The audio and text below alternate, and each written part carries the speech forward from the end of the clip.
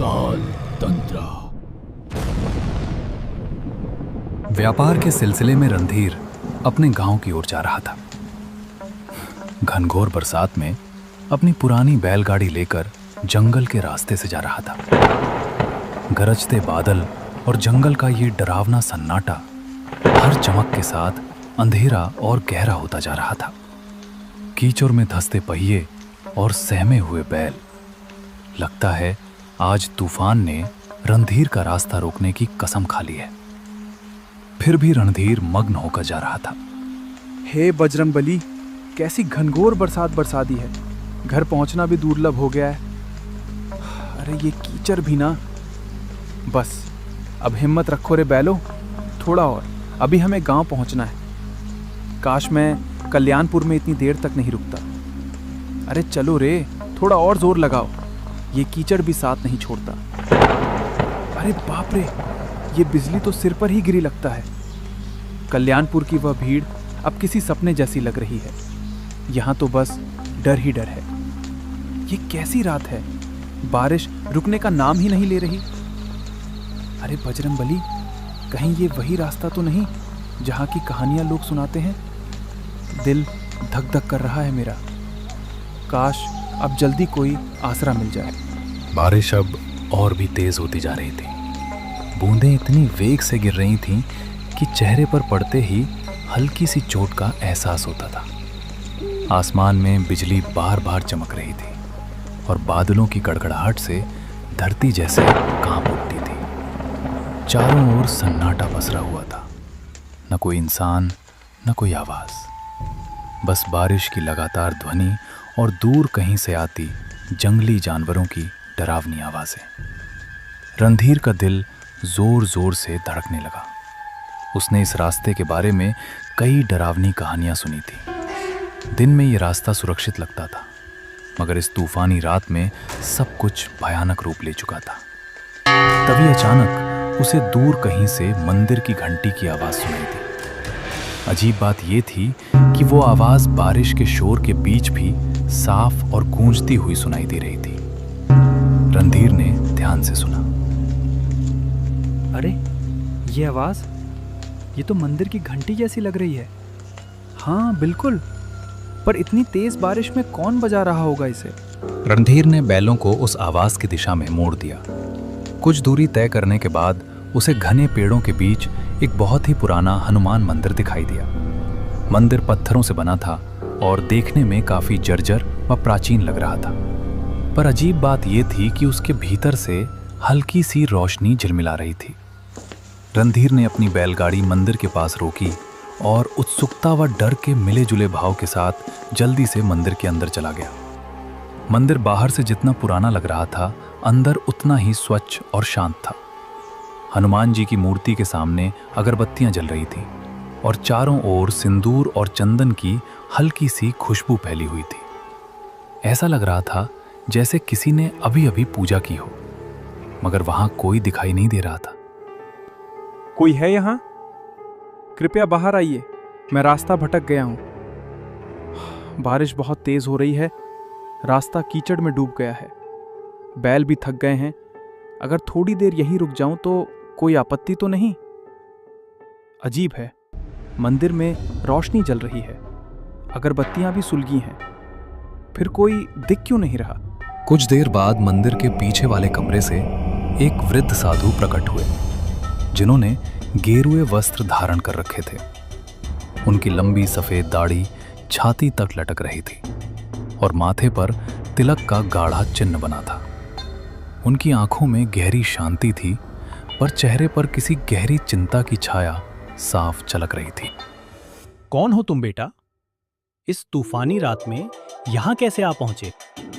महाराज, मैं पास के गांव कल्याणपुर से लौट रहा था। व्यापार देर तक चला, इसलिए देर हो गई। रास्ते में इतनी भयंकर बारिश शुरू हो गई कि कुछ सूझा ही नहीं। तभी मंदिर की घंटी की आवाज़ सुनी और यहाँ चला आया। इस समय जंगल में रुकना उचित नहीं है। ये जगह दिन में भले शांत लगे, पर रात में इसका रूप बदल जाता है। हर आवाज़ का यहाँ कोई ना कोई अर्थ होता है और हर सन्नाटे में कोई छिपा हुआ स्वर। बेटा, अगर तुमने बाहर की घंटी सुनी है तो जान लो, घंटी की आवाज हर किसी को नहीं बुलाती। मगर महाराज, आप कह रहे हैं कि वह घंटी हर किसी को नहीं बुलाती। इसका क्या मतलब है? साधु ने एक गहरी सांस ली। उनकी आंखों की शांति अब गंभीरता में बदल गई। कुछ पल तक वे मौन रहकर रणधीर को ध्यान से देखते रहे, मानो उसके भीतर कुछ खोज रहे हों। फिर धीरे से बोले, बेटा, आज की रात यहीं मंदिर में रुक जाओ। बाहर तूफान अभी थमने वाला नहीं है, मगर मेरी बात ध्यान से सुनना। आधी रात के बाद अगर कोई आवाज सुनाई दे, चाहे कोई पुकारे, रोए या तुम्हारा नाम ले, किसी भी हालत में इस मंदिर की सीमा के बाहर मत जाना। याद रखना, हर आवाज इंसान की नहीं होती। रणधीर को साधु की बात कुछ अजीब जरूर लगी, पर उनके चेहरे पर झलकती गंभीरता देखकर साफ महसूस हो रहा था कि वे मजाक नहीं कर रहे थे। जी महाराज, मैं आपकी बात का ध्यान रखूंगा। चाहे कैसी भी आवाज क्यों ना सुनाई दे, मैं मंदिर के बाहर कदम नहीं रखूंगा। उसने मन ही मन सोचा कि शायद रात में यहाँ जंगली जानवर आ जाते होंगे, इसलिए साधु महाराज मुझे डराकर सावधान करना चाह रहे हैं। साधु ने उसे पास के एक दूसरे कमरे में बैठने के लिए कहा। फिर वे अंदर चले गए और थोड़ी देर में एक थाली में कुछ ताज़े फल लेकर लौटे। लो बेटा, ये कुछ ताज़े फल खा लो। रास्ता लंबा था, शरीर को आराम और भोजन दोनों की ज़रूरत है। बाहर तूफान है, इसलिए आज यहीं ठहर जाओ। भगवान हनुमान की शरण में हो, चिंता मत करो, सब ठीक रहेगा। रणधीर ने शांति से फल खाए और पानी पिया। साधु महाराज ने उसे एक पुरानी चटाई और कंबल दिया ताकि वो आराम कर सके। रणधीर ने श्रद्धा से भगवान हनुमान को प्रणाम किया और मंदिर के एक कोने में जाकर लेट गया। थकान के मारे उसकी आंखें धीरे धीरे बंद होने लगीं। बाहर रात अब और गहरी हो चली थी। बारिश अब भी जोरों पर थी और हवाएं मंदिर की दीवारों से टकराकर सनसनाती हुई गुजर रही थीं। रणधीर नींद में जाने ही वाला था कि अचानक उसे एक अजीब सी आवाज सुनाई दी। पहले तो वो बहुत धीमी थी, पर कुछ ही पलों में वो आवाज धीरे धीरे तेज होती चली गई। रणधीर बेटा, बाहर आजा। देख, मैं यहाँ हूँ, डर मत। मैं तेरा पिताजी हूँ। तू इतनी देर से लौटा नहीं, मैं तुझे ढूंढता ढूंढता यहाँ तक आ गया। बेटा, बस एक बार बाहर आजा। देख, तेरे पिताजी तुझे बुला रहे हैं। मेरे पास आजा रणधीर। तू मुझे पहचानता है ना? मेरी आवाज सुन, मैं तुझसे मिलने आया हूँ बेटा। रणधीर, मेरी बात सुनो बेटा, मैं बड़ी मुसीबत में हूँ। कोई मुझे यहाँ से ले जाओ, वरना मैं बच नहीं पाऊंगा। तू तो मेरा साहसी बेटा है ना?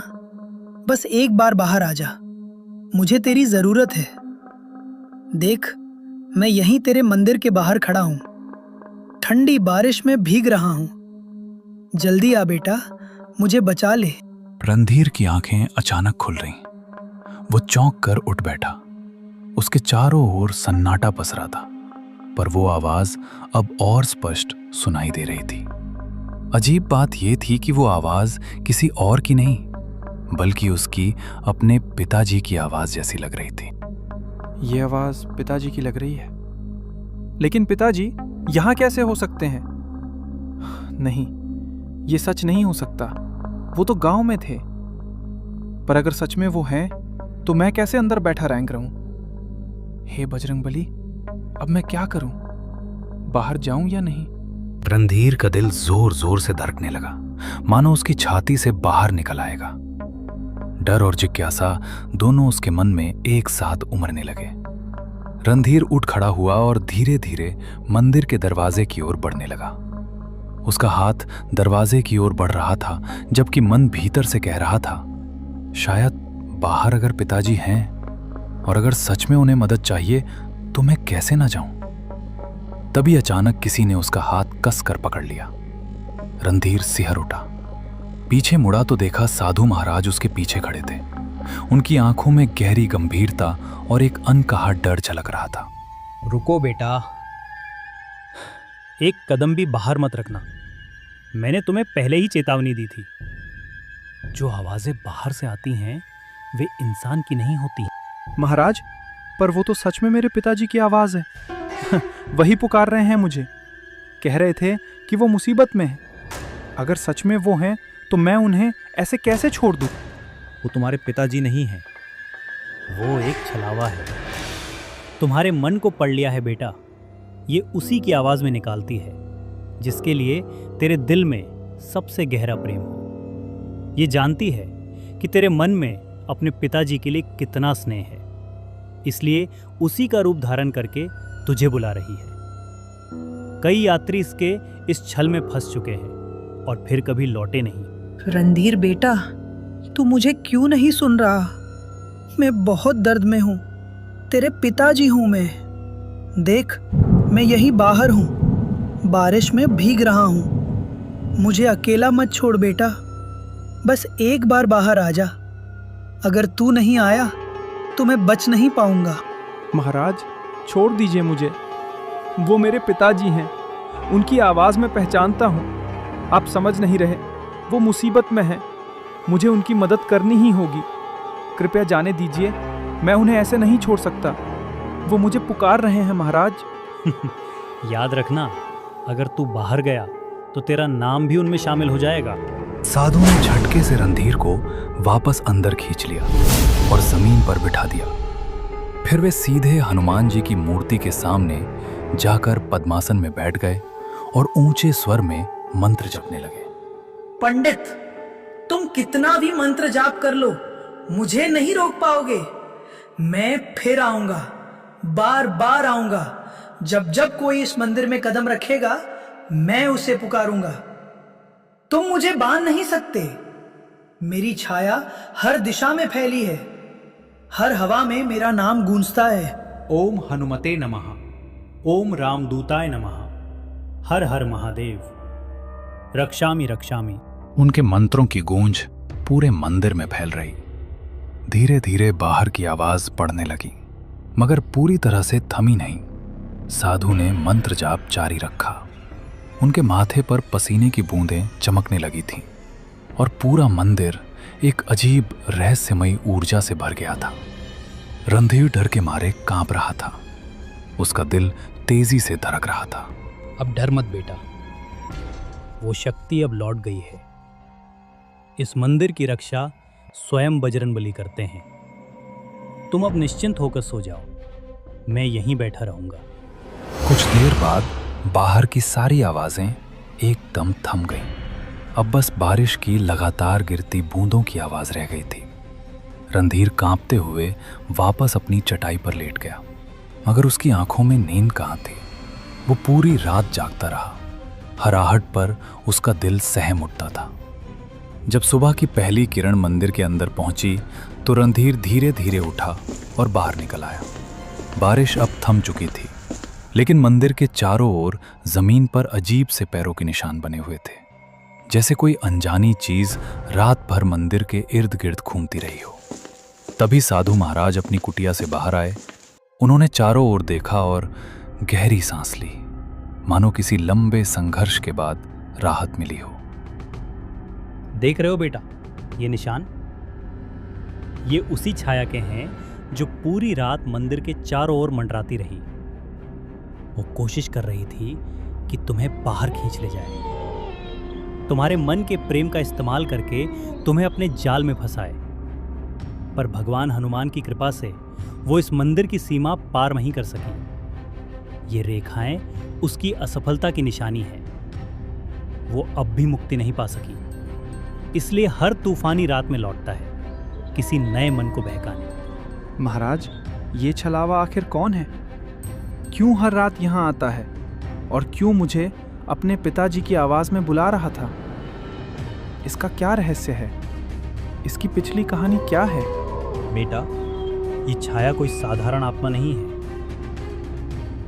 कभी ये भी एक इंसान था, एक औरत जो अपनी पत्नी की मौत के बाद पागलपन की हद तक टूट गया था। कहा जाता है कि वो अपने दुख में इतनी डूब गया कि उसे जीते जी शांति नहीं मिली। एक तूफानी रात में उसने इसी जंगल में अपनी जान दे दी। तभी से उसकी आत्मा इस जगह से बंध गई। वो अब भी अपने अकेलेपन और दर्द से मुक्त नहीं हो पाई है। वो अपने दर्द में सबको शामिल कर लेना चाहता है। वो जानती है कि इंसान का सबसे बड़ा प्रेम किससे होता है? अपनेपन से, अपने पिताजी से, अपनी संतान से। इसलिए वो उसी आवाज में पुकारती है ताकि जो सुन ले वो खुद को रोक ना सके। कई यात्री उसके इस छलावे में फंस चुके हैं और फिर कभी लौटे नहीं। वही सब उसकी छाया में समा गए, उसी के दुख का हिस्सा बन गए। बेटा, अगर मैं तुम्हें रोका ना होता तो सुबह तक यहाँ तुम्हारे पैरों के भी निशान नहीं मिलते और तुम्हारे बैल वहीं के वहीं खड़े रह जाते। रणधीर के रोंगटे खड़े हो गए। रणधीर ने कांपते हाथों से साधु के चरण छुए। साधु महाराज, अगर आप मुझे नहीं रोकते तो पता नहीं मेरा क्या होता। साधु महाराज, आपने मेरी जान बचाई है। अगर आप ना होते तो आज मैं जिंदा नहीं होता। मैं आपका आजीवन ऋणी रहूंगा। इसे मैं कभी नहीं भूलूंगा। बेटा, मुझे नहीं, भगवान हनुमान को कहना। उन्हीं की कृपा से तुम आज सुरक्षित हो। याद रखना, उस छाया से बचने का एक ही उपाय है, श्रद्धा और विश्वास। ये दोनों कभी मत भूलना। रणधीर ने हनुमान जी और साधु महाराज को प्रणाम किया और बैलगाड़ी लेकर निकल पड़ा। रास्ते भर उसे रात की डरावनी आवाज और साधु की मदद याद आती रही। दोपहर को श्यामपुर पहुंचकर उसने देखा कि पिताजी आंगन में सुरक्षित बैठे हंस रहे हैं। वो खौफनाक आवाज झूठी थी। ये देख रणधीर की आंखों में आंसू आ गए और उसने दौड़कर पिताजी को गले लगा लिया। अरे ये क्या हाल बना रखा है तूने रणधीर? कौप क्यों रहा है बेटा? कहीं रास्ते में कुछ हुआ क्या? बोल ना पगले, तू ठीक तो है ना? पिताजी, मैं बहुत डर गया था। रात भर तुम्हारी आवाज़ सुनाई देती रही, इतनी सच्ची, इतनी करीब, जैसे तुम मुझे बुला रहे हो। मैंने सोचा तुम किसी मुसीबत में हो। अगर साधु महाराज मुझे ना रोकते तो शायद मैं आज तुम्हारे सामने ना होता। रणधीर ने अपने पिताजी को रात की सारी घटना बताई। उसकी बात सुनकर पिताजी की आंखों में डर और हैरानी दोनों झलकने लगे। धीरे धीरे यह खबर पूरे गांव में फैल गई। सबको मालूम हो गया कि उस जंगल में रात के समय कुछ अनहोनी घटती है। तब से किसी में भी इतनी हिम्मत नहीं रही कि अंधेरा होने के बाद उस